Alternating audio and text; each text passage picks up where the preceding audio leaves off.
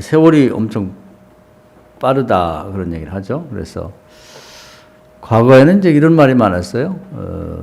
유수와 같다. 흐를 유자인데 흘러가는 물과 같이 세월이 흘러간다. 끊임없이 밤낮씩 간다. 그런데 굉장히 느리죠.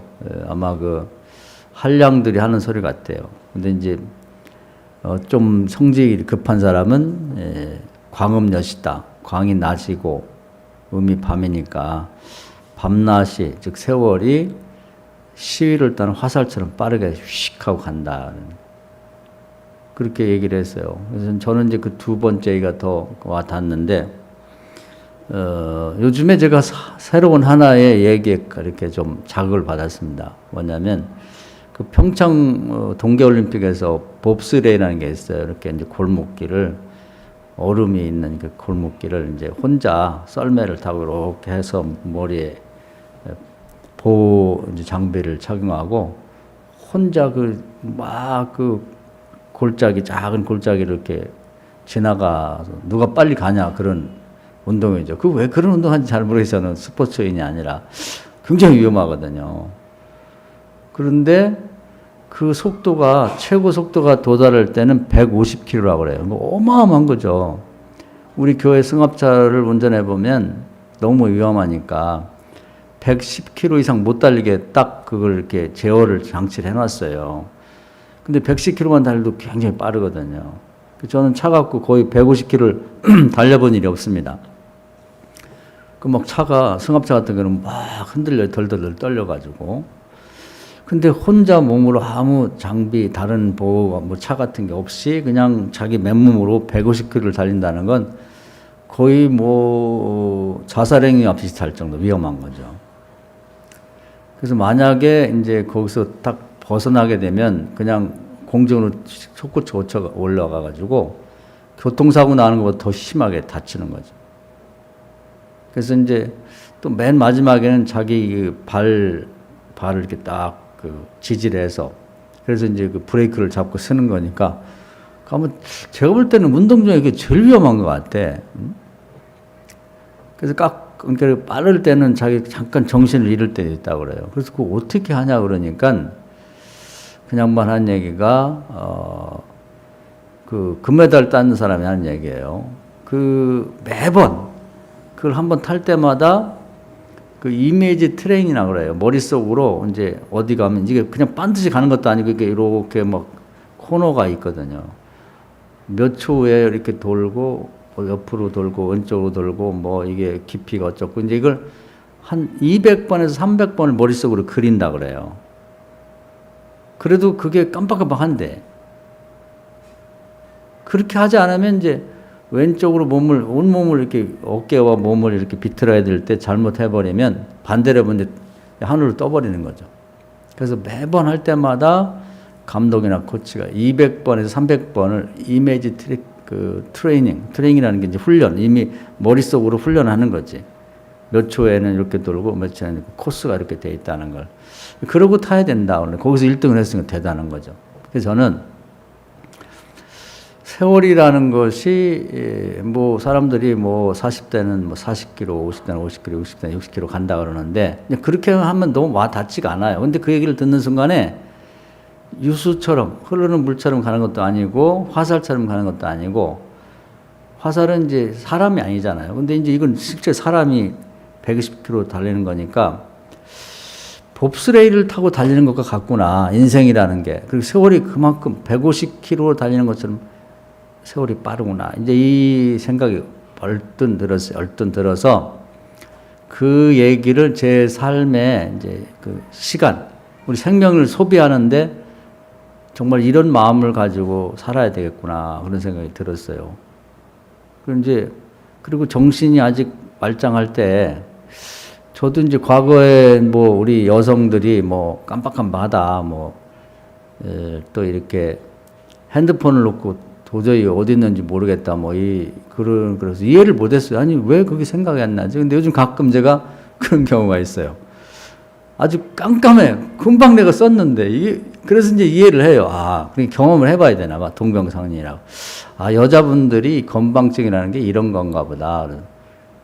그래서 이거 어떡하지? 그래서 지배사에, 뭐 그 집에 있는 건 분명한데, 그래서 이제 집에 아주 그 물건을 딱 놓는 데를 정해놨어요.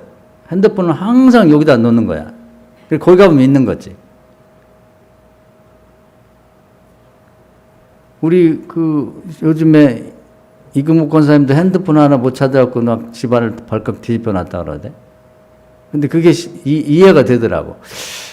오늘도 그랬어요. 제가 이제 헌금을 그 어떤 성도님이 한 걸 받아 놨는데 잘 둔다고 뒀어. 이사 와갖고. 저 원래 두던 자리가 있는데 이사 가갖고는 그걸 정해놓질 않았어요. 근데 오늘 이제 헌금을 이제 결국 찾긴 찾았는데 아무 생각이 안 나는 거예요. 어디다 놨지? 그러니까 큰일 난 거예요. 오늘 주일날 바쳐야 되는데 이걸. 야, 그래서 잘 둔다고 뒀는데 한참을 찾았네요.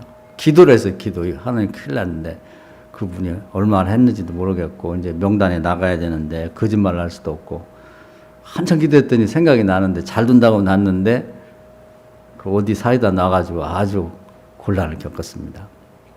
그래서 정신이 갈수록 뇌세포가 25살 때부터 죽는다니까 어쩔 수가 없는 거죠. 그리고 시편에 보면 인생이라는 게 한 뼘이라는 거예요. 우리 다윗은 그렇게 표현했어요. 근데 이제 지나고 보면 한 뼘밖에 안 되는 것 같죠? 빠르고 한 뼘밖에 안 되고 이제 기억력은 쇠퇴되니까 우리 정신을 바짝 차려서 우리가 맨몸으로 혼자 살아가지만 이제 서로 필요할 때 돕지만 결국 자기 혼자 사는 건데 이 봅스레이 썰매를 타고 혼자 몸으로 정말 150km를 질주하는 것처럼 세월이 가고 있고 나는 그 세월을 타고 있다. 이런 마음을 갖고 살아야 된다는 생각이 들어요. 저는 이제 5년 단위로 살기로 했습니다. 그래서 제가 그걸 듣고 난 다음 즉시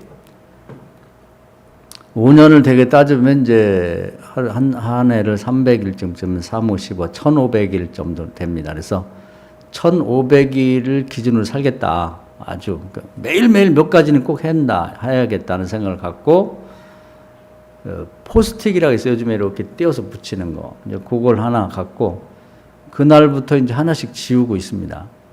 그러니까 1500일에서 이제 1449일, 그 다음에 1448일, 1447일, 이런 식으로.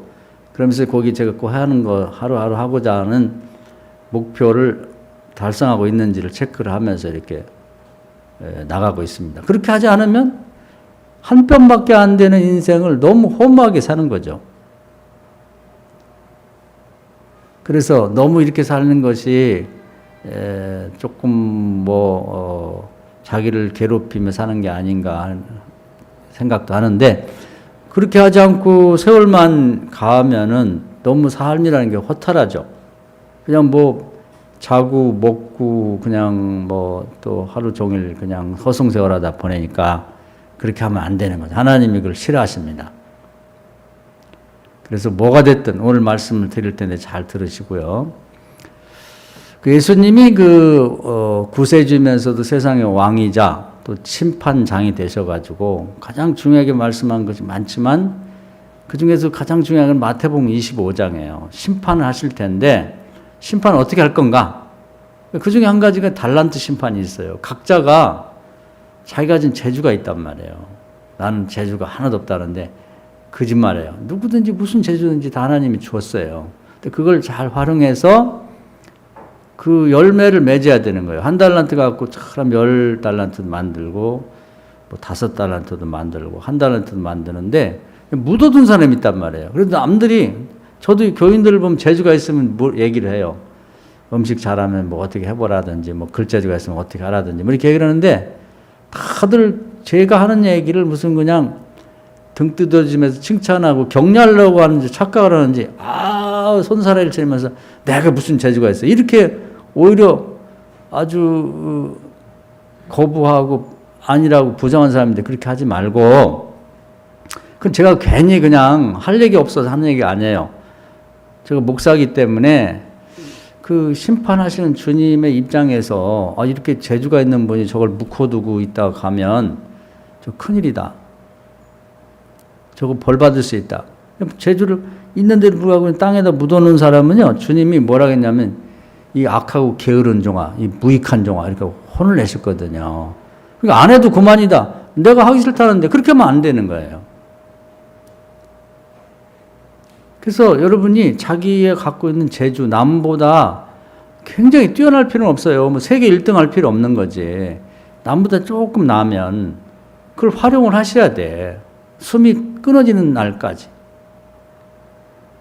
제가 살던 지금 이사 가서 신흥동입니다. 아마 여기 산성동이 다 걸리게 되는데, 우리 같은 건물 그 1층에는 그때 커피숍이 있었어요. 근데 그 아주머니는 크게 배운 게 없는 것 같아. 이제 연세가 많고 그런데, 아마 초등학교나 졸업했을까요? 중학교나 졸업했을까 모르는데, 그분은 글재주가 좀 있어요. 그래가지고 꾸준히 글을 쓰더라고. 자기 가게에도 가면 시를 쓰고 거기다 그림을 붙여갖고 그렇게 딱 걸어놓고 대단해 보이더라고. 그래서 이제 그분이 또 어디 문학 모임에 가서 공부도 계속 하면서 이제 시집도 여러 권 냈고 정식 시인으로 거기서 등단까지 했어요. 그 대단한 것 같아. 이제 다 정리하고 이제 고향으로 돌아갔는데 거기서 시를 열심히 쓸 것 같아요. 그리고 거기 가보면 커피 달라는 사람 다 주고 나서는 이렇게 컴퓨터 가지고 이렇게 하면서, 그 뭐 세계적인 시인은 아니죠. 우리나라에서 뭐 김소월이나 뭐 서정루 같은 시인은 아니지만 멋잖아요. 연세 많은데도 시인들과 어울리고 그 잡지에도 나오고. 그 사람은 예수를 안 믿으니까 이제 예수 믿다가 뭐 낙심해서 안 믿는다는데, 주님 다윗처럼 주님을 찬양하는 시를 쓰면 좋죠. 여러분 뭐가 됐든지 좀 이 활용을 하셔야 돼요. 그래서 이 짧은 인생, 한 뼘밖에 안 되는 인생을 죽는 날만 기다릴 수는 없잖아요. 그 하나님이 최고 싫어하셔.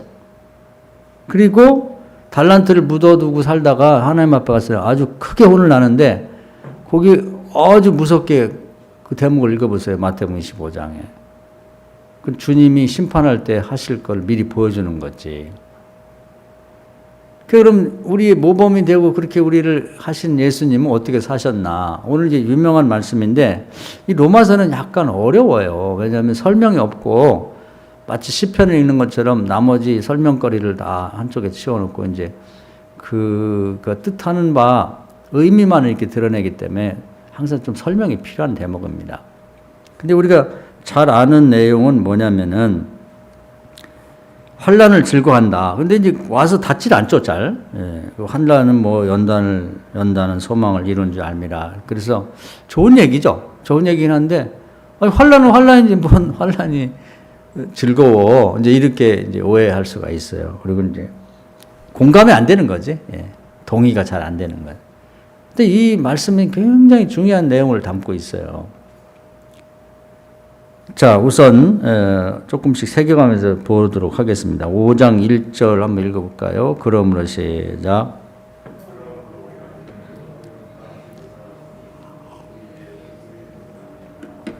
이제 하나님하고 예수님이 대속해 주시고 서로 연결해 줬으니까 하나님에 대해 화평을 누리자. 근데 되게 하나님은 무섭게 생각해요. 그리고 하나님이 이렇게 친하게 여기질 않는데, 우리나라는 특히 그런 것 같아. 아버지들, 저도 어떻게 하다 보니까 아버지가 됐는데, 할아버지도 되고, 아버지들이 문제야. 무서운 아버지. 뭐 옛날에 이제 항상 그게 권위로 생각하고, 우리 유교 문화 때문에 그런데, 혼내고, 막 잔소리하고, 막 승질내고, 막. 아버지 하면 마음으로는 가까운데 별로 보고 싶지 않아.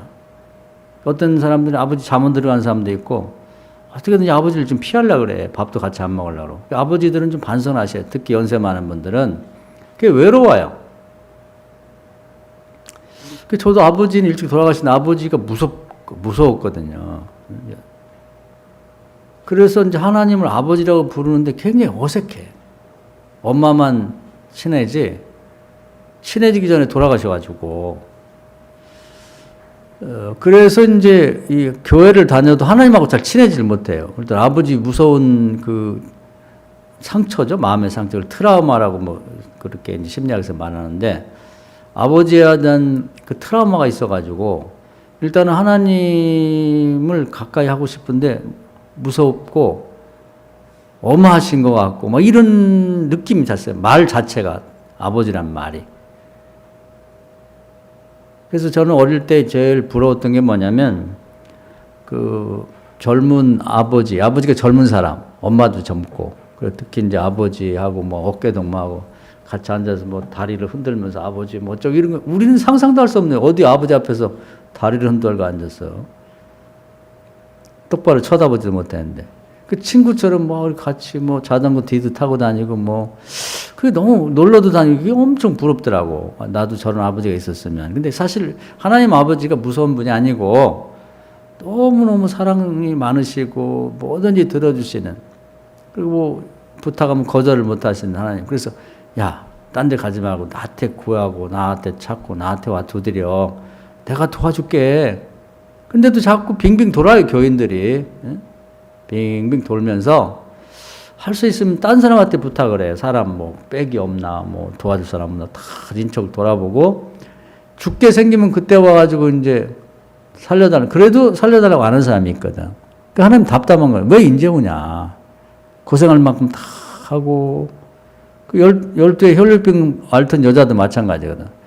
하여튼 뭐 좋다는데 다 하더라도 삐쩍 말라고 거의 죽어갖고 뼈만 남았을 때 그때 예수님 찾아오잖아요. 진작에 좀 오지. 하나님 무서워서 그래, 다. 그래서 하나님하고 화평을 누린다는 게요, 그 굉장히 그 쉽지 않은 거예요. 근데 주님을 보면 하나님하고 막 그 친구같이 이렇게 지내고 그러니까 또 우리도 그렇게 살려고 그렇게 하나님을 소개해 준 게 너무 감사하죠. 오늘 하나님의 여러분 어떻게 생각하고 계신가 한번, 무서운 육신의 아버지처럼 생각하고 있는 건지 한번 하나님에 대한 생각을 바꾸세요. 할렐루야. 그리고 부모된 분들도 자식들이나 손주들에서 혼내고 명령하고 가르치고 이렇게 내가 다 옳다고 생각하면 안 돼요. 지금은 애들이 더 옳아. 저도 뭐 이렇게 나이를 먹고 보니까 자식들이 저보다 훨씬 똑똑해요. 또 신앙생활도 저보다 훨씬 순수해. 저는 뭐 나이 들어서 예수 믿어가지고 순수하지 못한 게 많은데 우리 애들은 그냥 신앙인으로 태어나갖고 자라가지고 저보다 더 아주 순수하고 더 신앙적인 점이 많아요. 제가 오히려 애들한테 배우는 게 많다고. 그러니까 나이 먹었다고 해서 그게 무슨 자랑도 아니고 벼슬도 아니고 자꾸 명령 이렇게 하면은 자꾸 멀어지거든요. 그래서 좀 세상 뜨기 전에 정말 자애로운 시어머니, 자애로운 뭐 친정엄마 되게 자애롭긴 한데 다 그런 건 아니에요. 또 시아버지 또는 뭐 친정아버지 좀 자애롭게, 그래서 애들에게서 또 할아버지, 손주들에게서 무섭다는 생각을 좀 다 이렇게 없애고 가면 좋을 것 같아요. 막 눈 부라리고 막 승질내고 막 소리 지르고. 그래서 얻는 게 뭐가 있어요? 모세가 그렇게 살다가 나중에 가나안 땅도 못 들어가고 죽었을 때 지옥에서도 마귀가 데려왔어요. 저렇게 승질 더럽고 혈기 많은 자가 무슨 천국을 가겠냐고. 그리고 막 시체 갖고 싸웠다니까. 이건 유다서에 나온 얘기예요. 제가 한 얘기가 아니고. 제가 그 성경을 읽고 제 성격을 바꿨습니다. 저도 이제 뭐 성질이 급하고 막 그래가지고 화도 내고 뭐 그런 게 있었는데 그 성경을 읽은 다음에 아, 나 이거 큰일 났구나. 계속 저 자신이 이렇게 가능하면 이제 화를 안 내고 성질 안 부리려고 많이 유해졌어요. 뭐 그전보다는. 여러분 그렇게 하셔야 돼. 화를 고치셔야 되고. 또 그 2절 읽어볼까요? 또한 시작.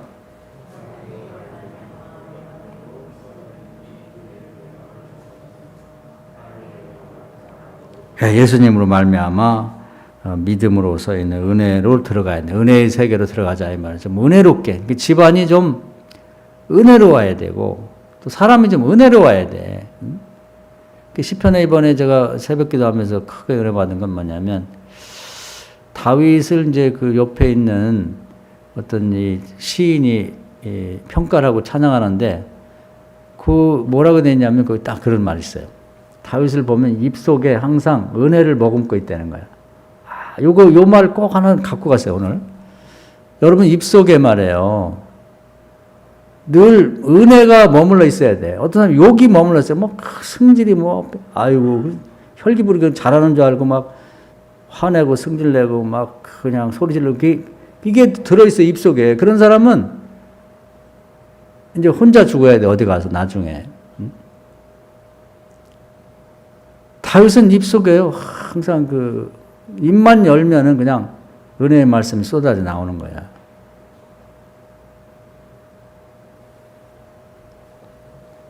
은혜, 입속에 들어있어야 되고, 그 가정에도 있어야 되고, 여러분이 머무는 곳에 은혜가 머물러 있어야 돼요. 그걸 한번 깊이 생각해 보세요. 그래서 하나님이 거기 보면 영원한 축복을 주시고, 그걸 보고 부인과 딸들이 존경을 넘어서 경배한다고 되어 있어요. 그런 사람은 경배까지 하는 거예요. 경배는 신의 경지를 얘기해요. 신을 대하는 것처럼 대했다는 거예요, 다윗을. 아들들은 존경하고 아버지한테 배워갖고 사람이 모이는 곳마다 보내면 다 지도자가 됐다는, 머리가 됐다는 거예요. 아버지한테 배워서. 사람이 나오는 말마다 입속에 머물러 있는 게 은혜고, 그것을 되뵙게 되면 사람들이 모이는 곳에 가면 군계 일학처럼 빛이 나고, 지도자가 있으면 당신이 하셔 그러지. 손 욕이나 해서갖고 혈기나 버리고 막 승진이나 내고 그런 사람은 누가 지도자를 시켜요. 막 억압해갖고 돈이나 쓰고 해서 될지는 모르지만 안 돼. 군왕. 무리들 중에 왕이 됐다. 머리가 됐다는 거예요.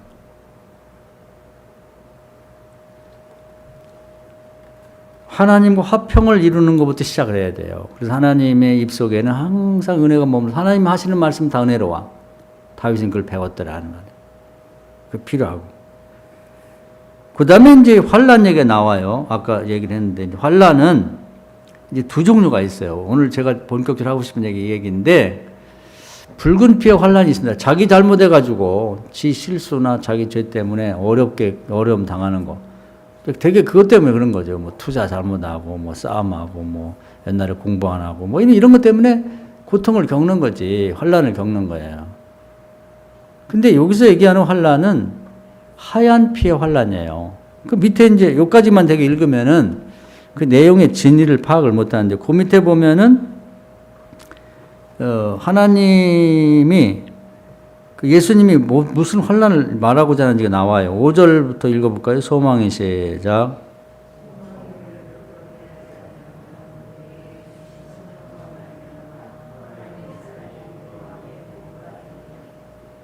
6절.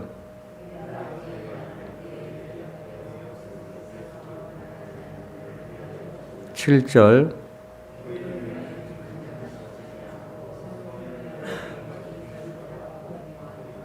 예, 그것까지. 그 밑에까지 쭉 읽으면 좋은데, 이제 길으니까 다음에 읽으시고.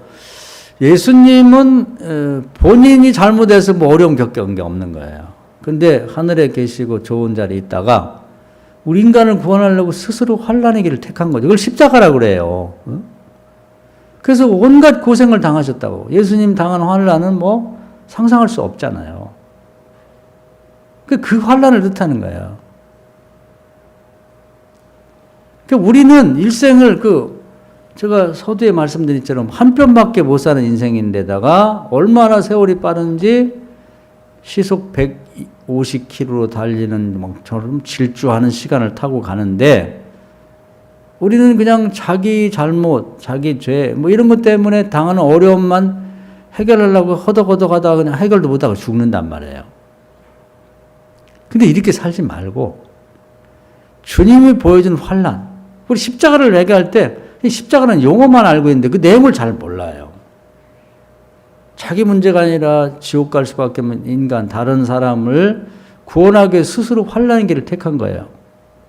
이런 환란이 기뻐할 만한 환란이고 소망이 있는 것이고 그것이 가치가 있는 환란이라는 얘기예요. 자, 우선 이것도 약간 어렵죠? 예를 한번 들어보면 모세가 굉장히 어려웠습니다. 이제 뭐 살인 사건을 저지르고 이제 그 호의호식하던 왕궁의 왕자에게서 이제 갑자기 이제 죄인이 돼가지고 그 정적들이 이제 서로 왕위를 놓고 다투는데 잘 걸렸거든. 왕이 아버지가 신임하는 이제 모세가 눈에 가시 같았는데 살인 사건을 걸렸으면 잡아 죽여야죠. 그래서 모세가 도망쳐갖고 전혀 알지 못하는 미디안 광야라는 것까지 멀리 도망쳐 왔습니다. 자기 굉장히 괴롭죠. 말을 다 할 수 없이 어렵잖아. 자기 환란이에요. 자기 죄 때문에 환란인데 대부분 이제 그것만 생각한단 말이에요. 근데 이제 모세가 다른 점이 있어요. 예수님 닮은 건데 광야는 이제 그 주로 유목민들이 양떼를 몰고 다니면서 이렇게 풀을 뜯어먹고 다니는데 풀도 부족하지만 물이 부족해요. 이제 중동에 뭐 이스라엘에 한번 가게 되면은 그 이제 우물이 굉장히 깊이 파야 돼요. 그래 가면 이제 그 유목한 사람들이 먹이는 우물이 지금도 있어요. 그래서 이제 무거운 그런 돌로 덮어놔. 남이 먹을까봐. 그래갖고 여럿이 모여서 싹 이렇게 열어놓고 돌을 던져보라 그래. 탁 던지면 한참 있다 풍덩 소리가 난다고. 그러니까 두레박도 다 갖고 다니면. 그래서 이제 물을 퍼가지고 이제 양이나 뭐 염소나 소를 먹이는데 이제 자기도 이제 물 좀 얻어먹으려고 가보니까 자기도 굉장히 어려운 처지인데 이 목동들이 남자들도 있고 막 여자들이 있는데 남자들이 세잖아요. 또 거칠어. 이제 밤에 막 짐승들하고 싸우고 노숙하고 막 이렇게 거칠게 살다 보니까. 그래서 이제 순서별로 먹으면 좋은데 남자들이 막 자기들이 힘세고 그러다고 여자들만 온 그 목동들이 여자 목동들이 있는데 그걸 밀어붙이고 막 순서를 어기고 막 먼저 먹이는 거예요. 가만히 보니까 그 말이 안 되거든요. 그래서 모세가 뭐 아마 덩치도 컸을 것 같아. 그리고 잘 먹고 뭐 왕궁에서 했으니까 남보다 힘도 세고. 그러니까 이게 경험 없는 짓이라고 나서가지고 말이야. 당신들 뭐 하는 짓이냐고 말이야. 이게 남자이 돼가지고 순서를 지켜야지. 이런 경우가 어디 있냐? 응? 여자라고 해서 순서를 밀어매고 그렇게 남자들부터 먹이는 건 경우가 아니지. 그래서 한번 해볼 테면 해보자고 막 소리치고 이제 싸움을 붙으려니까 이제 기가 죽어가지고 여자들 와고 당신들 차례니까 먹이라고 내가 지켜주겠다고. 그래서 먹여서 보냈어요. 자, 자기도 환란 중에 있는데 또 다른 환란 당한 사람을 도와준 거죠. 이게 어려운 건데 오늘 얘기가 그런 얘기예요. 안 해도 그만이야. 괜히 뭐 낯선 곳에 와가지고 타관 탄다고 혼자 와가지고 말이에요. 그 목동들은 다 아는 사람들인데 뭐 저 녀석이 뭐야 저런 놈이 와가지고 지가 뭔데 상관이야 이렇게도 할 수 있지만 하나님 믿는 사람이 기도 딱 하고 하나님 도와주십시오. 그렇죠. 나 못지않게 어려움을 당하는 사람 나도 환난 중에 있지만 그 사람을 도왔다는 거죠. 여기서부터 이제 일이 되는 거예요. 이걸 할 줄 알아야지 이제 어려움이 아니 나도 죽겠는데 뭘 남을 더 이러니까 안 되는 거예요. 그 다음에 어떻게 될지는 하나님 아시는 거예요. 이제는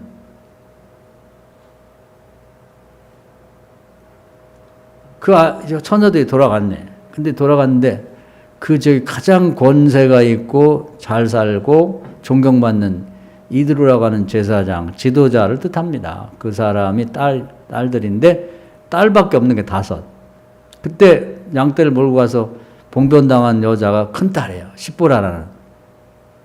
니네 어떻게 일찍 왔냐? 매일 순서 밀려갖고 이제 오는 아버지. 글쎄 오늘 갔는데 여차여차 해가지고요. 아주 잘생긴 남자가 딱 나서가지고 그렇게 한번 소리를 치고 대신 싸워주니까 뭐 그 거친 목동들이 객소리도 못하고 그래서 우리가 순서대로 모이고 왔습니다. 그 사람 어떻게 했냐? 그냥 거기 있는데요. 얘야, 그런 사람을 그냥 거기 두면 어떡하냐. 빨리 가서 모시고 와라. 모세는 갈 데가 없어서 거기 있었는데 딸들이 가갖고 그냥 모시고 왔자만. 그래서 그 집에 큰 사이가 되었고 맏아들을 노릇 한 거예요. 할렐루야. 이게 거의 뭐 라이터에 불꽃을 튀겨서 불을 붙이는 것처럼 굉장히 중요한 거예요. 근데 우리는 평생 가도 그걸 할 줄을 몰라. 요즘 IMF 시대 못지않게 어렵다고 그러는데요. 코로나 시대. 이런 때 그런 걸 할 줄 알아야 되는 거예요. 그래야 딱 빛이 나는 거예요. 난세에 영웅난다고. 모세처럼 할 줄 알아야죠. 그래서 어려움이 있었지만 소망이 될 만한 일이 국면이 전환이 되는 거예요. 전화위복이 그런 때 되는 거라 이 말이에요. 아무것도 안 하고 있는데 나도 힘들고 너도 지금 나 다 손 놓고 있는데 차별성이 없잖아요. 시험 볼 때도 변별력이라고 그래. 이 사람과 저 사람, 복 받는 사람, 못 받는 사람, 그 차별성이 없잖아. 그런 데서 나타나는 거지. 그 근동에 소문이 딱 퍼졌어요. 여태까지 항상 보면 그 못된 놈들, 그 깡패 같은 목동들이 와가지고 그냥 여자 목동들을 무시하고 그냥 항상 그랬는데 변화가 일어난 거야. 기도하고. 맞아 죽으면 어떡하냐. 안 죽어요. 안 죽으면 되니까?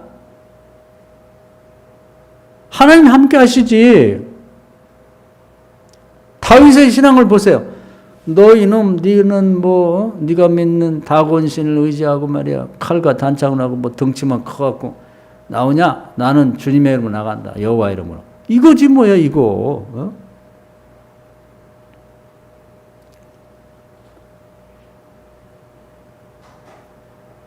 그래서 그 집에 가서 아기 둘 낳고 그 모든 재산을 관리하고 평생 그 장인이 많이 도와줬어요. 40년 동안 먹여 살려주고 또 모세가 또 큰일을 하러 간다 할 때 선뜻 그래 가라. 내가 평생 꿈꿔왔던 그 꿈을 실현해 가는데 내가 지지해 줄게. 보내주고 또 다시 돌아올 때 많은 걸 가지고 준비해 가서 이렇게 영접하고 내가 믿는 하나님 감사하구나. 내가 준비해온 이 제물로 하나님께 제사를 드려라. 고맙죠. 그리고 어떻게 할지를 몰라고 막 했는데 같이 그들 얘기했던 대로 예. 너 혼자 하지 말고 우리 그냥 양떼를 그 모를 때 배웠던 거 있지 않냐. 쓰던 거. 응? 양떼나 사람이나 다를 게 뭐가 있어. 능력에 따라 1000마리 양을 맡기고 100마리, 50마리, 10마리 맡겼듯이 능력에 따라 1000명을 맡기고 100명, 50명, 10명을 맡겨갖고 그렇게 조직적으로 관리하면 그렇구나. 내가 왜 그걸 잊고 있었을까? 그래서 아주 훌륭하게 40년 동안 백성을 이끌고 가는데 그 한마디 충고. 근데 충고만 갖고 안 되거든요. 40년 동안 그렇게 해온 경험이 다시 되살아나게 만들어준 거죠. 그래서 하나님이 종교는 좀 다르지만은 그 겐 족속, 이 모세의 장인이 속한 족속들을 평생 돌봐줘요. 하나님이 쓰는 이 모세를 도와줬다고. 나중에 아멜렉 족속을 멸망시킬 때도 하나님 말씀을 하세요. 아예 모세 장인 겐 족속이 그 섞여 있는데 미리 고지에 미리 알려갖고 다 피하게 해라. 정말로 이 모세가요. 그 한 번으로 인생의 대국면을 맞이하게 된 거예요. 여러분 지금 이제 뭐 코로나 때만 지나면 그렇게 한다고 뭐 달랄 게 뭐가 있나요? 이걸 할 줄 알아야 돼요. 이걸.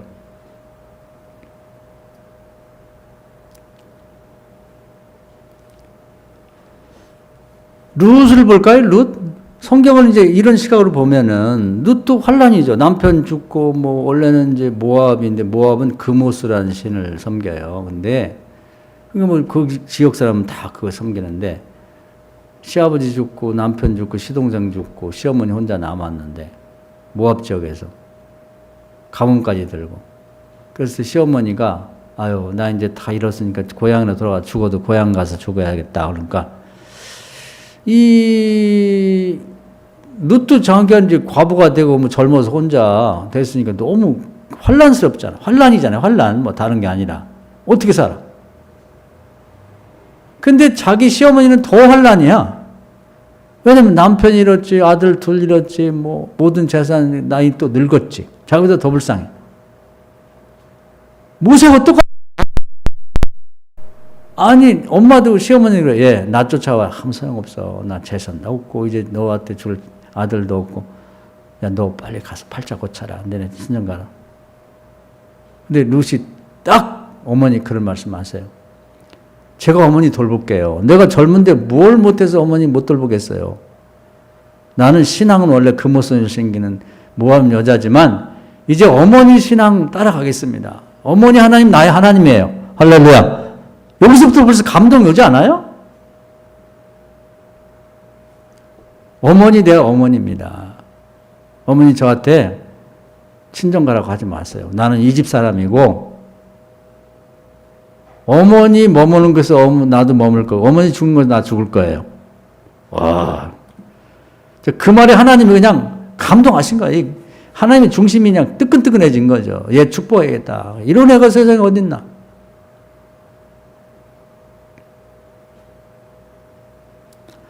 모세가 어려울 때 정말 어려운 사람을 도왔더니 최고의 부인과 최고의 장인을 만난 거예요. 최고의 집안. 이걸 할 수 있어야 좋은데 시집도 가고 좋은 마누라도 얻는 거예요. 부인도. 룻 반대죠.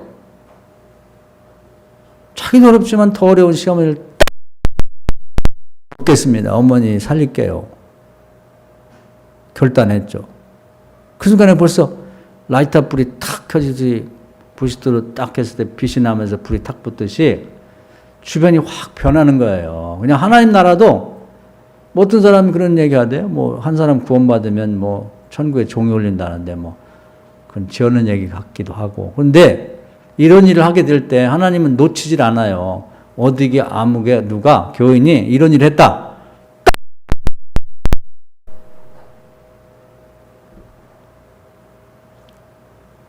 그 근동의 최고의 남자는 보아스예요. 그 누구 차지가 되겠어요? 보아스가 룻의 남편이 되는 거예요. 엄청난 재산 다 룻이 것이 되는 거지. 남편께 내거 되니까.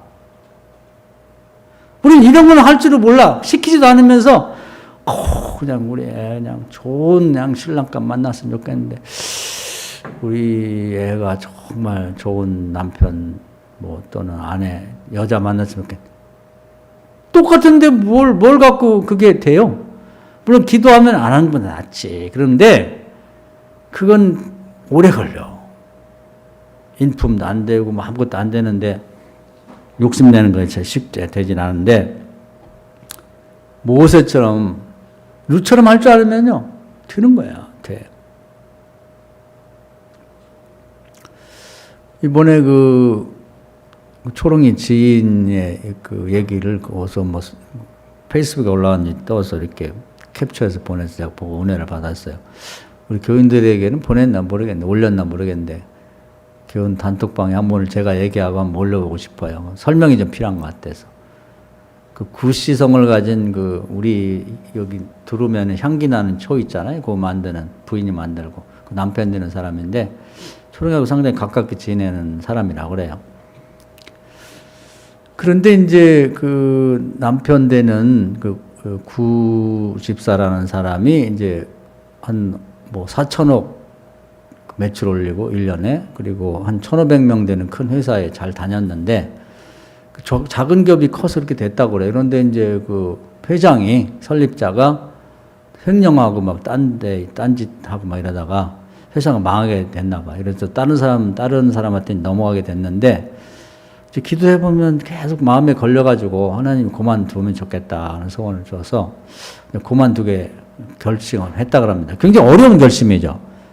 입장을 바꿔서 저라고 하면 상당히 힘들었을 것 같아요. 또 제 딸이나 누가 사위가 그렇게 한다면 그때 받은 연봉이 2억이라고 그럽니다. 그러니까 거의 한 달에 한 2천만 원씩 받고 또 굉장히 실력이 있나 봐요. 그래서 회사에서 회사 돈으로 뭐 60평인가 되는 그런 아파트도 다 얻어주고 조건이 많은데 좋은데 집에 이제 애가 넷이고 또 뭐 그 장모님을 모시고 살았다고 그래요. 근데 갑자기 수입이 없어지면 큰일이죠. 근데 기도할 때마다 이제 새로운 일을 하라는 소원을 주셔가지고 가족들하고 회의를 해서 또 그 부인도 그렇고 그 장모님도 굉장히 신앙이 좋은 것 같아요. 하나님 뜻이면 그만둬. 굶게 하겠냐? 뭐 이렇게 말씀해서 딱 그만뒀다고 그래요. 그리고서 이제 우선은 먹고 살아야 되니까 집을 옮기고 그리고 이제 부인이 하는 양초 사업을 도왔는데 그 양초 사업을 하나님 축복하셔갖고 먹고 살 정도는 벌게 됐다는 거예요. 근데 이게 올해 얘기예요. 올 3월부터 7월까지인가 한 4, 5개월 동안 있었던 얘기를 써놨더라고. 근데 놀라운 건 뭐냐면 계속 사모하고 낙심하지 않고 다 뜻이 있을 것이, 환란의 뜻이 있을 것을 생각하고 그때 계획을 두 가지를 세웠더라고요. 뭐냐면 평소에 해오던 일인데 뭐 처갓집에 사람이 많이 있겠죠. 처남도 있고 뭐 처제들도 처형도 있겠지만 장모님은 내가 모신다. 우리가. 그리고 뭐 60평 때도 그랬던 것 같아요. 방이 뭐 한 4, 5개 되잖아요. 60평이면. 가장 큰 방을 어머니 드린다. 장모님. 그 확고한 그 신념이 있더라고요. 그러니까 아주 쉬운 거예요. 부모에게 효도하면은 잘 되게 되는 거예요. 부모는 뭐 친부모가 있든 뭐 하여튼 뭐 저같이 부모가 되든 부모한테 잘 되면 복 받는 일을 결정한 건데 마지못해서 그게 아니라 정말 존경을 다해서 존경심을 가지고 가장 큰 방, 되게 가장 큰 방은 이제 젊은 내외가 쓰죠. 또 장모 되는 분도 뭐 면목이 없잖아요. 사위 집에 있는 건 나이 먹는 사람들은 가능하면 아들네 집이 있으려고 그러지 딸네 집에 있는 걸 불명예스럽게 그렇게 생각하더라고요. 근데 큰 방 차지하는 게 미안한데도 안 됩니다. 이건 어머니 여기 계십시오. 또 한 가지 어려워도 그런 결정을 했고 그 다음에는 그동안 평소에 이제 이 10의 1조를 하나님께 드리고 10의 1은 교회를 짓나 봐요. 그래서 건축원금을 드렸는데 어렵게 됐는데 무슨 계획을 세웠냐면 건축원금 10억을 드릴 것을 서원한 거예요. 그러니까 하나님을 사랑하면 하나님이 놀라운 축복을 주시는 거고 또 부모를 효도하면 놀라운 축복을 주는데 그 수학과 같은 공식에 딱 맞는 결정을 하는 거예요. 언제? 어려울 때, 환난 때에 건축 때문에 힘들어하는 교회를 남의 문제라는 내가 끌어안겠다고 하는 결정을 한 거죠. 그리고 갈 곳이 어떤지는 모르겠어요. 뭐 내가 볼 때 아들들이 안 모시니까 왔겠지. 갈 곳 없는 장모님을 내가 모신다. 가장 행복하게 해드리겠다. 효도하는 것과 하는 게 잘하는 두 가지를 딱 결심을 한 거죠. 결심만 한 거지. 그리고 실제로 실천을 시작했는데 처음에는 뭐 하기 힘들었지만 그 결심을 할 때 똑같아요. 모세가 자기도 어렵지만 환난 당하는 십보라를 도와야겠다고 도왔을 때 정말 룻이 자기도 환난을 당하고 있지만 자기보다 더 어려운 시어머니를 도와야겠다는 결심을 했을 때 요즘에 보면 그 생각이 나는 들더라고. 뭐 오디션 프로그램 보면은 만점 모든 사람이 심사위원이 다 이렇게 잘했다 이렇게 평가를 하면 이 배경 화면에 말이에요 금색이 막 그 빛이 쫙 퍼지는데 멋있더라고. 그런 것처럼 이런 결심할 때 하나님 나라에 그런 식으로 쫙 빛이 퍼질 것 같아. 와, 이 구집사라는 사람이 성경을 많이 읽으면서 그 대목을 이해했던 것 같아요. 정말 자기도 환난을 당하는데 교회에 어려움 당하고 있는 교회의 문제를 나의 문제로 끌어안고 갈 곳 없는 장모님을 자기 문제로 딱 끌어안는데 이게 공식이 딱 맞는 거야. 그랬더니 놀라운 일이 세 군데에서 보니까 자세한 내용은 읽어보시면 알아요. 연락 오면서 훨씬 더 많은 봉급을 주고 이 아파트도 제공하고 또 주식을 한 회사에서 2억 5천원어치를 줬대. 2억 5천만 원어치를 줬는데 4개월 만에 5억이 됐다는 거예요. 비교할 수 없을 만큼 큰 물질 축복을 받았다는 거예요. 그러니까 자기는 지금 목표가 수익을 100억을 잡고 11조 10억 또 건축원금 10억을 하겠다. 그런데 될 것 같더라고.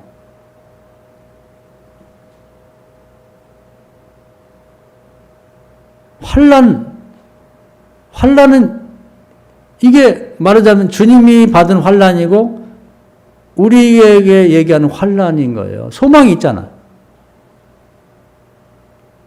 요즘에 지금 이런 코로나 상황이야말로 여러분의 등에서 말이죠. 여러분 위해서 빛이 이렇게 오디션에 만점 합격했을 때 금빛이 그냥 쫙 퍼지면서 합격 이렇게 되는 것처럼 퍼지게 할 수 있는 아주 굉장히 중요한 때예요. 기회라고 기회. 다 잘 살 때는 좌표가 안 나. 뭐 도움 받으려고 한 사람도 없고 줄 것도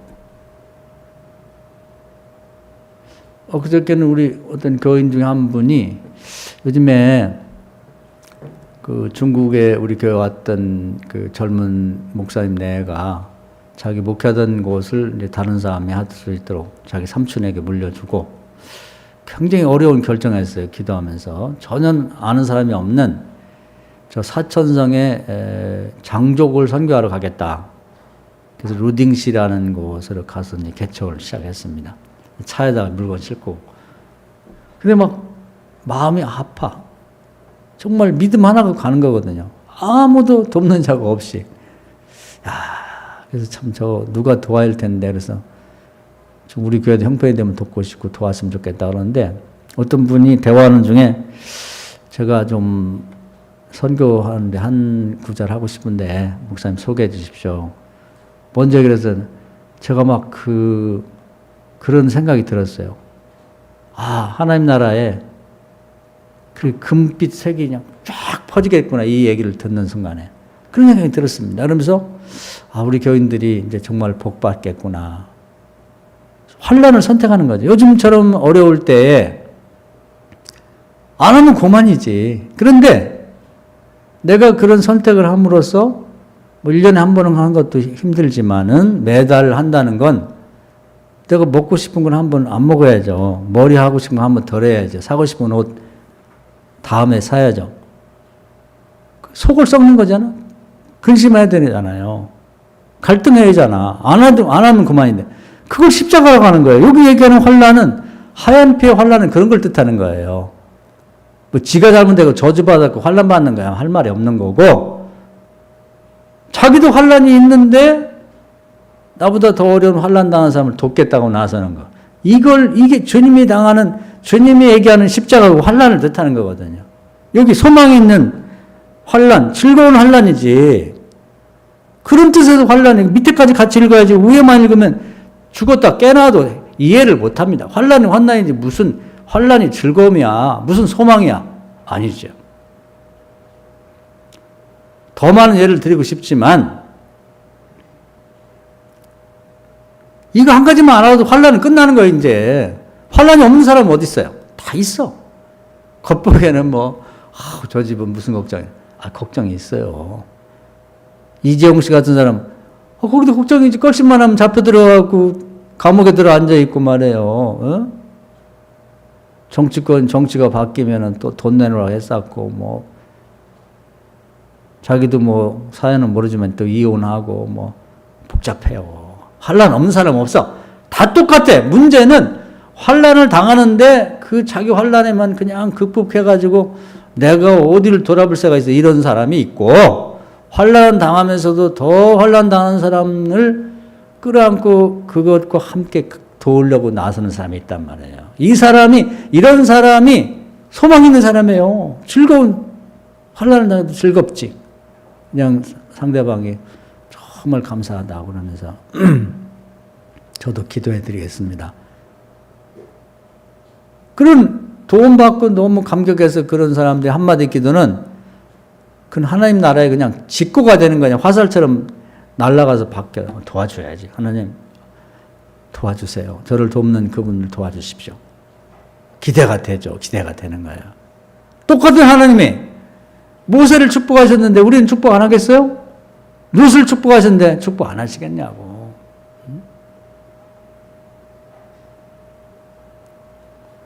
이게 차원이 다른 거예요. 세상 사람하고. 교회 다닌다고 뭐가 다릅니까? 맨 사람들이 하는 얘기가 교회 다니는 게 뭐 달라냐. 교회 다니면 더 나쁘더라. 다른 게 이게 다른 거죠. 이건 땅 짓고 헤엄치기만큼 우리가 복을 꼭 받으려고 하는 건 아니지만 복 받고 살아야죠. 틀림없이 주는 복이란 말이에요. 요즘에말로 이런 시대에 정말 저는 누가 복 받을지를 다 알고 있어요. 여러분도 다 알 수 있죠. 예언이라는 게 이렇게 예언이에요. 과거에 있었던 경험을 근거 삼아서 현재 하는 사람들의 미래를 예측할 수 있는 거지. 이건 무슨 점쟁이라서 귀신이 가르쳐 그런 게 아니라 모세처럼 한 모세 같은 복을 받겠죠. 룻처럼 룻 같은 복을 받지 않겠어요? 그래서 우리 자신도 마찬가지지만 자녀들도 어릴 때부터 가르쳐요. 하게 해라 만들란 말이지.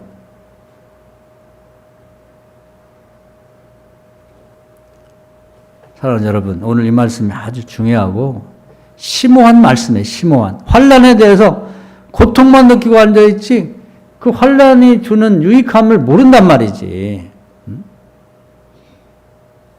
우리 인생이요, 한 뼘이라 해서 한 뼘. 그리고 그 속도가 얼마나 빠른지 세월이 1인용 썰매를 타고 봅스레이를 타고 그냥 순식간에 그냥 150km 달려가다가 한 번 깜빡하면 그냥 탁 날아가지고 무슨 사고로 죽기도 하고 치매 걸려서 인생 끝나기도 하고 뭐 그냥 한순간이에요. 한순간. 아니 그 사람 죽었어? 아니 그 사람 쓰러졌어? 그 사람 치매 걸렸다며? 끝이거든요. 어떻게 해야 영적으로 건강하고 하나님 나라의 빨간 빛이 쫙 한번 퍼지면서 하나님 나라에서 소중한 게 여김받고 살 수 있겠나. 가르쳐주고 있잖아요. 가르쳐주고. 강요할 수는 없어요. 본인의 선택이지. 하얀 피의 환난. 한번 여러분이 깊이 생각해 보세요. 이게 전화위복의 기회가 돼요. 또 한 번 하고 말지 말고 꾸준히 죽는 순간까지 기도줄을 잡고 그런 일을 계속해 보면은 하나님이 정한 때가 와요. 때가. 그 바로 올 수가 있어. 모세는 그날 한 몇 시간 사이로 그냥 그 집의 사위가 돼버렸거든. 롯은 조금 시간이 걸렸어요. 여러 가지 과정이 있어. 오늘 잠깐 소개한 지금 뭐 딴 사람이 아니라 하늘 아래 우리 같이 사는 우리 초롱이형 지인인데 언제 기회가 되면은 뭐 요즘에 형편이 안 됩니다만은 한번 그 양반을 초청하고 싶어요. 우리 강단에서 한번 간증 듣고 싶어. 그래 실감이 나지? 4개월 만에 놀랍고 엄청난 일이 벌어진 거지. 근데 대부분은 어떻게 저렇게 축복만 탐내잖아요. 제가 그 비유를 생각했어요. 우리 좋은 승용차가 있다 그러면 겉껍데기만 봐도 소용없어요. 고장났으면 아무 의미가 없지. 중요한 건 뭐냐면 그 본닛을 열어서 그 속을 들여다봐야 되는 거예요. 복받았다는 얘기만 좋아하지 말고 그 껍데기를 벗겨서 어떻게 해서 복받았지 그걸 알아야 되는데 자기도 환난 상태에 있었지만 교회의 어려움, 자기 장모의 어려움을 내 것으로 딱 끌어안고 그 어려움을 돕으려고 결심했을 때 그 나머지 축복이 그냥 저절로 그냥 쏟아 부어주듯이 주는 거지. 그건 없이 그냥 복만 받으려고 매일 그냥 복이 없나 돌아다니. 복이 누가 하나님이지. 생사하고 하나님께 달렸는데. 이게 비밀이에요. 쉬운데 못해 죽을 때까지. 모세 옛날이죠. 그 다음에 시간이 많이 흘렀는데 룻 옛날이죠. 성경에만 있는 게 아니에요. 그 성경 얘기가 그대로 끌어와서 지금도 있다는 거지. 우리가 만날 수도 있단 말이에요. 사랑하는 여러분, 오늘 말씀에 계셔서 환난에 대한 정확한 이해를 좀 하고요. 내 저주나 내 잘못으로 당하는 어려움에만 극복하지 말고 나보다 더 어려운 사람이 있다고 그러면은 그 사람의 문제를 나의 문제로 생각하고 예수님이 하늘에서 사람 구하러 내려오셔가지고 가진 환난을 당했는데 하나님 예수님이 꼭 그걸 뭐 기대하고 그렇게 하려고 한 건 아니지만 하나님이 예수님의 쫙 그 빛을 펼쳐주셨죠. 그래서 내 사랑하는 아들이요 나를 기쁘게 하는 자라. 그러면서 뭐 상상할 수 없는 복을 주셨단 말이에요. 그냥 왕권을 주셔서 모든 인류를 네가 다 다스려라. 인류를 다 심판해라. 네가 왕이야. 지금도 그런 사람이 신앙의 왕입니다. 뭐 교회에서 뭐 목사라고 뭐 장로, 권사, 집사, 회장이라고 왕입니까? 아니지. 직분과 관계없이 나이와 관계없이 정말 이렇게 할 수 있는 사람이 있다면 그 사람이 하나님 나라에서 왕이야. 그 사람이 합격이에요. 오늘 이 말씀을 깊이 생각하시고요. 하얀 피의 환난이 정말 우리에게 즐거움이고 남을 돕고 나보다 더 어려운 사람을 돕는 일하고 안에 두는 걱정과 염려와 갈등을 할 그 자체가 소망이라는 거예요. 한번 여러분도 깊이 생각해 보시고 그런 자원하는 십자가를 지신다면 놀라운 일이 있을 거예요. 이 말씀 은혜가 되기를 주의 이름으로 축원합니다. 아멘.